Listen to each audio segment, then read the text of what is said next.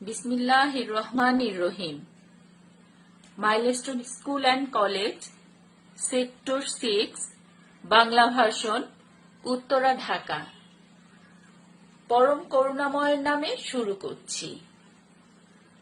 প্রিয় শিক্ষার্থী বন্ধুরা, আসসালামু আলাইকুম। কেমন আছো তোমরা সবাই? নিশ্চয়ই ভালো। আমি পাপিয়া আক্তার, শ্রেণী ৪র্থ, বিষয় প্রাথমিক গণিতের আজকে অধ্যায় 6-এর গাণিতিক প্রতীক করব। দেখো, আজকে আমরা শিখব অধ্যায় 6-এর গাণিতিক প্রতীক। শিক্ষার্থী বন্ধুরা, তোমরা নিশ্চয়ই ভালো আছো। বাসায় বসে বসে আমাদের একটু একটু করে অঙ্ক করতে হবে। তোমরা তোমাদের পাঠ্য বইয়ের অধ্যায় 6 গাণিতিক প্রতীক একটু বের করে নাও। শিক্ষার্থী বন্ধুরা, আমরা বের করব পৃষ্ঠা 66 থেকে গাণিতিক প্রতীক। দেখো, চলো গাণিতিক প্রতীক থেকে আমরা প্রতীক কি শিখি। আমরা জানি প্রতীক অর্থ চিহ্ন। প্রতীক অর্থ চিহ্ন। আমরা এই অধ্যায় 3 ধরনের প্রতীক শিখব। প্রথম এক ধরনের প্রতীক হচ্ছে সংখ্যা প্রতীক, 2 প্রক্রিয়া প্রতীক, 3 সম্পর্ক প্রতীক। প্রিয় শিক্ষার্থী বন্ধুরা, আমরা 3 ধরনের প্রতীক সম্পর্কে শিখব। প্রথমে সংখ্যা প্রতীক। যে প্রতীকগুলো সংখ্যা লেখার জন্য ব্যবহার করা হয় সেগুলোকে সংখ্যা প্রতীক বলে। যেমন আমরা সংখ্যা প্রতীক কোনগুলো বুঝি দেখো: 0, 1, 2, 3, 4, 5, 6, 7, 8, 9 এগুলোকে আমরা সংখ্যা প্রতীক বলি। তোমরা তোমাদের পাঠ্য বইয়ের 66 পেজ দেখো, এখানে আমাদের সংখ্যা প্রতীক রয়েছে। এরপরে প্রক্রিয়া প্রতীক। যে প্রতীকগুলো 4টি প্রক্রিয়ার জন্য ব্যবহার করা হয়। আমরা 4টি প্রক্রিয়া এর আগে আমরা শিখেছি। আমরা যোগ করেছি, আমরা বিয়োগ করেছি, গুণ করেছি এবং ভাগ করেছি। তো যখন আমরা যোগ, বিয়োগ, গুণ, ভাগ করেছি, এগুলো আমরা একটা প্রতীক হিসাবে ব্যবহার করেছি। তো সেই প্রতীককে আমরা এখন দেখি প্রক্রিয়া প্রতীক বলে। যে প্রতীকগুলো 4টি প্রক্রিয়ার জন্য ব্যবহার করা হয় সেগুলোকে প্রক্রিয়া প্রতীক বলা হয়। প্রক্রিয়া প্রতীকগুলো কি কি দেখো: যথা যোগ, বিয়োগ, গুণ এবং ভাগ। তাহলে আমরা সংখ্যা প্রতীক এবং প্রক্রিয়া প্রতীক পেলাম। তো শেষে আমাদের 3 নংয়ে আছে সম্পর্ক প্রতীক। তো সম্পর্ক প্রতীকটা বলতে কি বুঝো? সম্পর্ক প্রতীক বলতে আমরা বুঝি যে প্রতীকগুলো সংখ্যার মধ্যকার পারস্পরিক সম্পর্ক বোঝাতে ব্যবহার করা হয়। দেখো বন্ধুরা, আমরা আবার বলছি, শোনো। যে প্রতীকগুলো সংখ্যার মধ্যকার যে পারস্পরিক সম্পর্ক বোঝাতে ব্যবহার করা হয় তাকে সম্পর্ক প্রতীক বলা হয়। যেমন সমান সমান, বৃহত্তর, ক্ষুদ্রতর, সমান নয়, বৃহত্তর নয়, ক্ষুদ্রতর নয়। শিক্ষার্থী বন্ধুরা, তোমরা তোমাদের বইয়ের 66 পেজ থেকে নিচের দিকে লক্ষ্য করো। এখানে সংখ্যা প্রতীক রয়েছে, প্রক্রিয়া প্রতীক রয়েছে, সম্পর্ক প্রতীক রয়েছে। এগুলো আমাদের মনে রাখতে হবে। এরপরে আমি সম্পর্ক প্রতীক থেকে যেগুলো তোমাদের বলেছি, কোনটা সমান, বৃহত্তর, ক্ষুদ্রতর এবং সমান নয়, বৃহত্তর নয়, ক্ষুদ্রতর নয়, এগুলো আমরা আমাদের পাঠ্য বই থেকে জেনে নিব এবং এগুলো যখন আমরা আমাদের সমাধান করব তখন অবশ্যই এগুলো মনে রাখতে হবে। তোমরা তোমাদের বইয়ে পৃষ্ঠা ৬৭ থেকে দেখো, এখানে উদাহরণ আছে। ২ নং উদাহরণে লক্ষ্য করি আমরা যে খালি ঘরে সমান ও সমান নয় চিহ্ন বসাও। আমরা এর আগে শিখেছি কোনটা সমান এবং কোনটা সমান নয় সেই চিহ্ন, তাই তো? তো আমরা এখান থেকে ১ নং আমরা একটু করে দেখি যে এখানে কি বলা হয়েছে। খালি ঘরে সমান ও সমান নয় চিহ্ন বসাও। এসো তাহলে আমরা পৃষ্ঠা ৬৭ থেকে যে ২ নং খালি ঘরে সমান ও সমান নয় চিহ্ন বসাবো। তো এখানে বন্ধুরা দেখো যে দেয়া আছে কি ৩ গুণ ৫ সমান সমান ১৫ হবে কি, তাই না? সেটা তো নেই। এখানে আছে কি খালি ঘর, একটা বক্স করা আছে। তো আমরা জানি, আমরা নামতা শিখেছি, আমরা প্রথমেও নামতা শিখেছি। তো এটা সহজ। ১৫ কি এমনি এমনি হয়ে যাবে? না, এমনি এমনি হয়ে যাবে না। আমরা নামতা থেকে দেখি ৩ গুণ ৫, ৩ ৫ কি হয় ১৫। তো এখন এইখানে এইটা যদি ৩ ৫ ১৫ হয়, সেক্ষেত্রে এখানে আমাদের দুইটা চিহ্ন দিতে বলেছে। একটা হচ্ছে কি সমান এবং আর একটা হচ্ছে সমান নয়। তো এটা আমরা দেখো যেহেতু ৩ ৫ ১৫ হয়ে যায়, তো আমরা এখানে কোন চিহ্নটা দিতে পারি? সমান নাকি সমান নয়? হ্যাঁ বন্ধুরা, আমরা ৩ ৫ ১৫, আমরা এখানে সমান চিহ্নটা দিতে পারি। এখন দেখেছো কত ইজি ভাবে আমাদের এই অঙ্কগুলো করা যায়। কিন্তু একটু তোমরা যদি ভাবো, একটু চিন্তা করো, তাহলেই দেখবে যে আমরা যেহেতু গুণ শিখেছি, গুণ করে এটা হয়ে যাবে। এরপরে যেটা আমাদের সমান নয় যে বাক্যটা, এভাবে করে নিলে তোমরা পরের অঙ্কটাও এভাবে করতে পারবে। কোনটা সমান কোনটা সমান নয় একটু বুঝতে হবে। তোমরা একটু ভেবে বুঝে করবে, দেখবে খুবই সহজ এবং ইজি ভাবে। ঠিক আছে, এরপরে দেখো আমরা আমাদের পাঠ্য বই থেকে পৃষ্ঠা ৭২-এ চলে যাই। ৭২-এ আমাদের মূল অঙ্কে চলে যাই। ৭২ পৃষ্ঠায় কি আছে দেখো, আমরা ১ নং এভাবে খালি ঘরে সম্পর্ক প্রতীক বসাও যাতে গাণিতিক বাক্যটাই সঠিক হয়। আমরা এইমাত্র আমরা যে সম্পর্ক প্রতীক বসিয়েছি, এখানে কোনটি সঠিক কোনটি সঠিক নয় সেই সম্পর্ক প্রতীকগুলো আমরা ১ নং এ করে ফেলবো। এরপরে আছে ২ নং, কোন গাণিতিক বাক্যটি সঠিক ও কোনটি ভুল তা আমাদের যাচাই করতে হবে। এখানে আমাদের ১ নং ২ নং আছে। তো আমরা বন্ধুরা এখান থেকে ২ নং নিয়ে নেই। ঠিক আছে, আমরা ২ নং করি। এই অনুযায়ী তোমরা যদি বুঝতে পারো তাহলে ১, ৩, ৪ এগুলো আমরা করতে পারবো। এখন দেখো ২ নং আমরা করব। ২ নং এ কি বলা হয়েছে যে ২০০ বিয়োগ ২৫ গুণ ৪। এখন আমরা এই যে চিহ্নটা শিখেছি, এই চিহ্নটা আমরা এর আগে কি শিখেছি? একটা হলো সমান আর একটা হচ্ছে কি, এটা সমানের পরে যদি কেটে দেওয়া হয় সেটাকে আমরা কি বলতে পারি? সমান নয়। এরপরে আছে কি দেখো ২০০ বিয়োগ ২৫, এটা কিভাবে রাখা হয়েছে? ব্র্যাকেটে, গুণ ৪।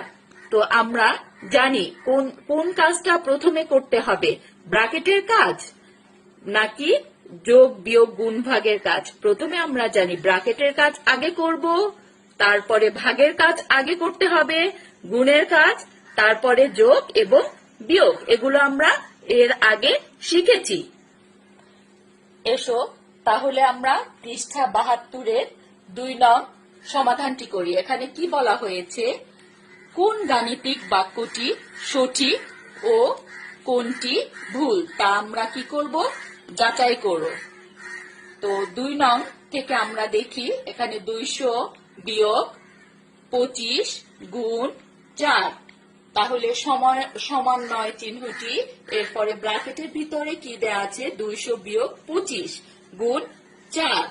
তো এখন আমরা এটাকে যখন এইটা সমান নয় চিহ্নটা দেওয়া হয়েছে, এখন এই পাশের এক অংশ এবং এই পাশের এক অংশ, দুইটি অংশ আমরা আলাদাভাবে করব না, আমরা একই সাথে করি। এখানে আছে কি, এটা আমাদের যেহেতু বাম পাশের অংশ আর এখানে আছে কি ডান পাশের অংশ, তো সেই ক্ষেত্রে আমরা একই যেভাবে করব, দেখো এটা হচ্ছে কি বাম পক্ষ দিয়ে এবং এটা হচ্ছে কি ডান পক্ষ থেকে।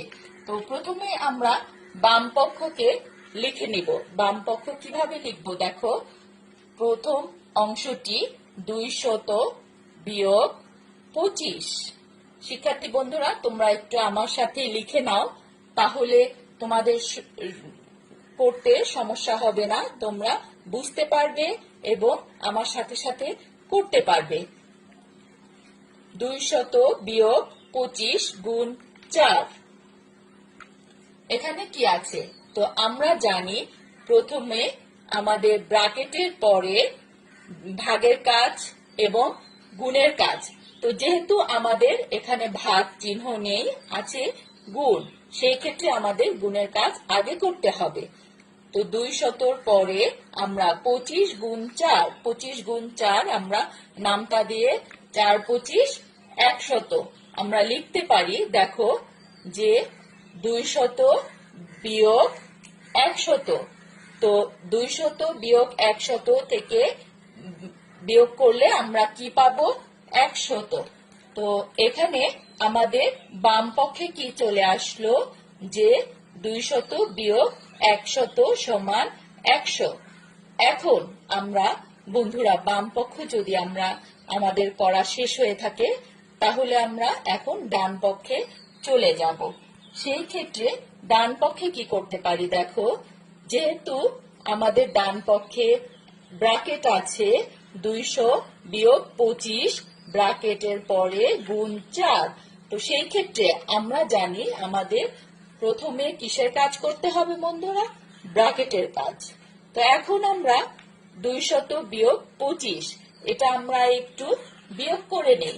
বন্ধুরা আমরা পাশে একটু রাফ করি, দেখো তোমরাও রাফ করে নিবে, তাহলে ভালো হবে। 200 বিয়োগ 25, দেখো 5 আছে কত হলে 10 হবে 5, 2 আছে কত হলে 10 হবে, 2 আর 1 3, 3 আছে কত হলে 10 হবে 7, আর হাতে থাকে 1, 1 আছে কত হলে 2 হবে 1, তাহলে হলো কত 175। তাহলে দেখো আমাদের এখানে 200 বিয়োগ 25 সমান 175 হয়ে গেল, গুণ 4, এই গুণটা হয়ে গেল, তো সমান সমান 700। যেহেতু দেখো আমরা এখানে বাম পক্ষ এসেছে 100 এবং ডান পক্ষ হলো কত 700, তো আমরা লিখতে পারি এখন যেহেতু বাম পক্ষ 100 এবং ডান পক্ষ 700, তাই বাম পক্ষ এবং ডান পক্ষ আমাদের সমান নয়, সুতরাং বাক্যটি সঠিক, আমরা লিখতে পারি বাক্যটি সঠিক। এরপরে এসো শিক্ষার্থী বন্ধুরা, এবারে পৃষ্ঠা 72 আমরা 2 নং শিখেছি, এরপরে আমরা 4 নং থেকে দেখি। 4 নংয়ে কি বলা হয়েছে, যে খোলা বাক্যের খালি ঘরে সংখ্যা বসাও যাতে গাণিতিক বাক্যটি সঠিক হয়। তা আমাদের এখানে আমরা 4 নং থেকে 2 নং শিখতে পারি। 2 নংয়ে কি বলা হয়েছে, 9 যোগ এখানে একটি খালি ঘর দেয়া আছে সমান 36 গুণ 2। তো সেই ক্ষেত্রে আমরা এই বাক্যটি কিভাবে করব, এখানে বলা হয়েছে খোলা বাক্যের খালি ঘরের সংখ্যাটি বসাও যাতে আমরা গাণিতিক বাক্যটি সঠিক হয়। তো বন্ধুরা, আমরা বাক্যটি তুলে নিব। তো এখন কোন সংখ্যাটি আমরা এই খালি ঘরে বসাতে পারি সেটা আমরা করব। তো দেখো, আমরা এই বাক্যটা থেকে আমরা পরবর্তীতে চলে যাই। তো এখানে আমরা বা লিখি, বা লিখতে পারি। বা লেখার পরে এই অনুযায়ী 9 গুণ খালি ঘর সমান। আমরা যেহেতু প্রথমে এখানে আছে গুণের কাজ, এখানে এই বাক্যটি সমান সমানের পরে 36 গুণ 2, আমরা জানি 36 গুণ 2 কত হবে। আমরা একটু পাশে রাফ করে নেই। দেখো বন্ধুরা, তো রাফ করতে হলে রাফের জায়গাটা দেখো, আমরা লিখব 36 গুণ 2। আমরা 36 গুণ 2 সমান সমান আসে হচ্ছে 72, তাই তো? তো এখন আমরা এখানে 72 লিখতে পারি। তো সেই ক্ষেত্রে দেখো, এর পরের বাক্যটা বা লিখি খালি ঘর সমান সমান। এখন 72 হয়ে গেলে, যেহেতু 9 গুণ খালি ঘর সমান 72, 72-এর ডান পাশে আমাদের কোনো সংখ্যা নেই। এখন 9-কে যদি আমরা ডান পাশে নিয়ে যাই, সেই ক্ষেত্রে আমাদের এই 9-এর বাম পাশে কোনো চিহ্ন নেই, সংখ্যা নেই, আমাদের এখানে আমরা ভাগ দিয়ে নিতে পারি। তো 72 ভাগ 9, এটা পরিবর্তন হয়ে গুণের এটা ভাগ হয়ে যাবে।